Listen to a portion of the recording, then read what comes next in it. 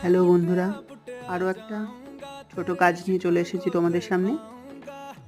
5 লিটারের ফরচুনের তেলের ড্রাম দিয়ে খুব সহজেই তৈরি করে নাও এই গণেশ ক্রাফটটি।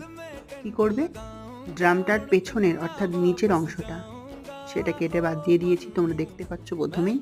এরপর পেন্সিল দিয়ে তুমি হাতলের অংশটা, যেহেতু গণেশের সুর হিসেবে ইউজ করছো, তাই সেখানটাতে যথারীতি তিলক এবং দুপাশের নিচু অংশটাতে চোখ এঁকে নেবে। এরপর কিছুই না, ফেব্রিক কালার ইউজ করেছি আমি এখানে সাদা এবং হলুদ ফেব্রিক দিয়ে দেখো আমি যেখানে যেখানে যেরকম রং ইউজ করতে হবে সেটা করে নিয়েছি। এরপর চোখের বাকি অংশটা আমি কালো ব্যবহার করেছি, একই কালার অ্যাক্রিলিকের ফেব্রিকের কালো কালার এবং তিলকের মিডিলে একটু লাল। ব্যাস, রেডি আমার গণেশ ক্রাফট।